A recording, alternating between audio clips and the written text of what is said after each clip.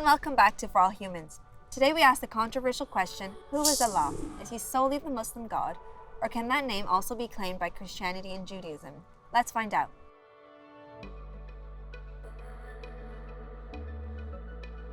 Monotheism translates as belief in one God, and this term identifies a form of belief which is commonly contrasted with beliefs in many gods or a mixture of gods, spirits, and other entities. Judaism, Christianity, and Islam are all monotheistic traditions, but these are not the only traditions that revere a single God. Sikhism, Odinani, and forms of Hinduism can also lay claim to monotheistic belief. So why are Judaism, Christianity, and Islam often grouped together and referred to as the monotheistic faiths? Much of this is rooted in shared narratives that are woven throughout the respective holy texts of the Torah, Bible, and Quran, alongside a shared belief in prophethood and divine revelation. In fact, all of these three religions called the Abrahamic faiths believe Abraham to be their first prophet. Judaism, the oldest of the three monotheistic faiths, first arose roughly 3,500 years ago. While the available historical records show an initial diffusion of different beliefs, it coalesced around the core understanding that God, a singular, all-powerful entity, made a covenant with Abraham. And following oppression under the Egyptian pharaoh, this singular God renewed the covenant with Moses, who eventually led the Jews out of slavery and into the Promised Land. The Ten Commandments were revealed to Moses, and the Torah set the precedent for Jews to follow teachings that were reinforced and added to by a tradition of prophets and holy men that stretched through generations. And as for Christianity, as a distinct religious tradition, it branched off Judaism based on the life and teachings of Jesus of Nazareth, a Jewish preacher born and raised in Palestine around 5 AD. It came to rest upon the belief of Jesus as the Son of God and the Savior of all people who put their faith in him in the Bible, incorporating a New Testament alongside the Jewish Old Testament. Conversion to this new faith was much more straightforward than Judaism, and so Christianity became a universalist faith. While the center of power soon after shifted further west to Rome and then Constantinople, there was and still is a strong Christian tradition in the Arab world, with some of the oldest churches located there and sermons still carried out in Aramaic, the historical language of Christ.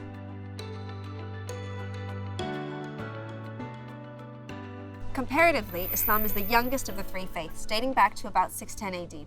The Prophet Muhammad preached revelations from God that were revealed through the angel Jibreel. These revelations were recorded in the Quran and backed by authentic sayings or hadiths of Prophet Muhammad. Islam specifically inherited and reinforced the notion that Abraham was pivotal in rediscovering monotheism and rejecting idolatry. It's impossible to find any other three faiths that collectively and connectively form such an intimate narrative as do these three consecutive revelations of monotheism. All three of these faiths share a pattern. The trio all feature a divinely inspired leader preaching a belief in one God as preached by the earliest of prophets. All three fought against the oppression of the time and emerged victorious through their belief in God. Each subsequent iteration of faith reaffirms the previous message but expands upon it in a corrective manner. And all three leave behind a book for the faithful as a blueprint to live life.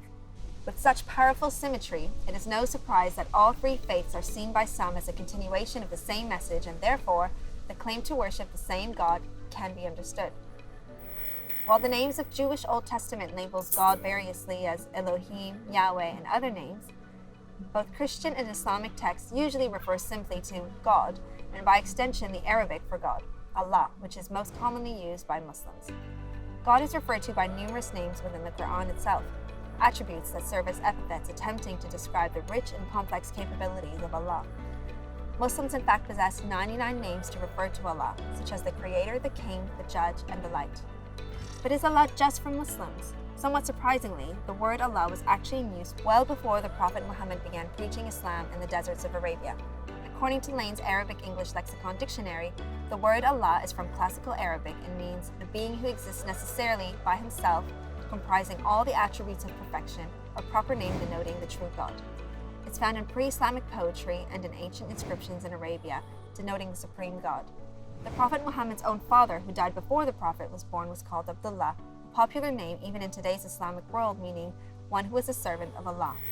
And even the idol worship of the pre-Islamic Arabs was a conduit to reach Allah because they felt unworthy to form a direct relationship with him. As stated in the Holy Quran, the idol worshippers say, "We worship them, the idols, only so that they may bring us nearer to Allah." Therefore, it would be incorrect to claim that the Muslims themselves invented the term or even the concept of Allah. Language plays a pivotal role in trying to pick apart why there is so much confusion inherent in the term Allah, but it's just semantics. It is worth noting that the name Allah is also used by Arabic-speaking Christians and Jews to describe God.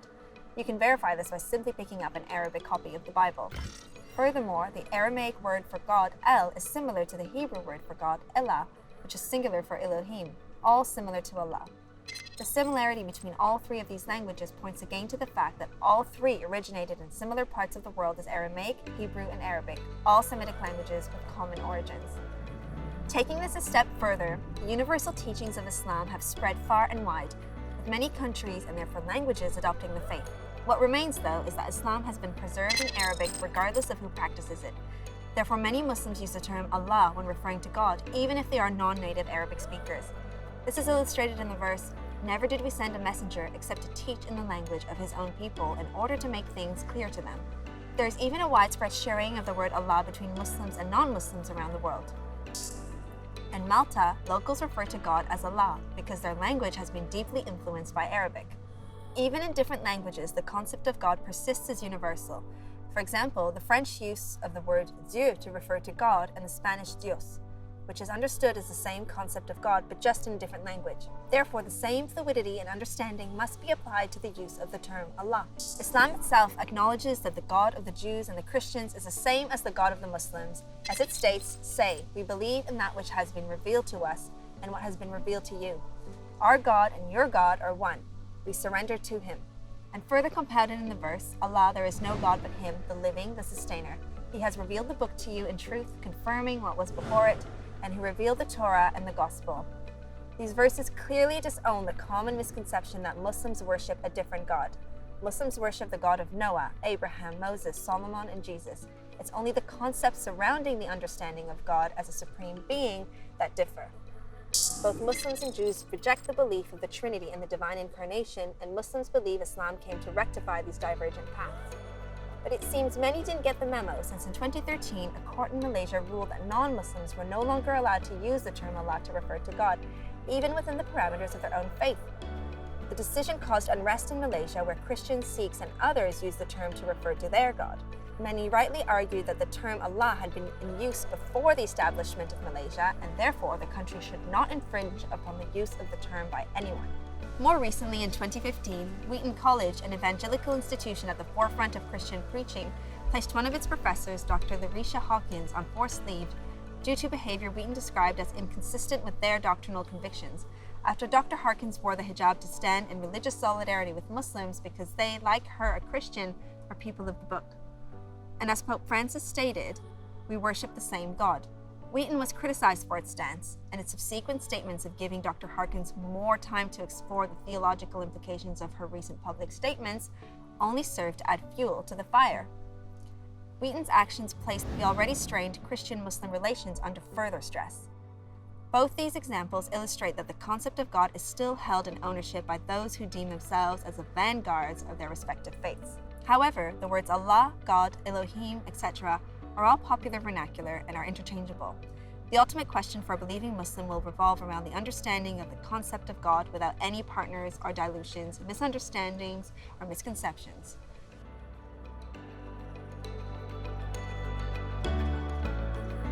Not the semantically preferred term to refer to him. As Allah states in the opening scriptures of the Quran, all praise is due to God alone, sustainer of all the worlds. As with the example of Wheaton, a more general and persistent misunderstanding of Islam has served to increase the idea that Muslims subscribe to a completely separate faith, at odds with our Jewish and Christian cousins. Anti-Islamic literature, pervasively biased media campaigns, and fear of the other has portrayed Islam as foreign and incompatible with Western society. Lifting this veil will go to great lengths in demonstrating to people that Islam perceives itself as merely an extension of Judaism and Christianity. Monotheism, therefore, is the basis of a linked harmony between Muslims, Jews, and Christians. For Muslims, it is an incumbent part of belief to highlight the similarities between the faiths, to increase harmony and enjoin togetherness. As Allah states in the Quran, "Say, O people of the book, come to a common word between us and you, that we will worship none but Allah and not associate anything with Him."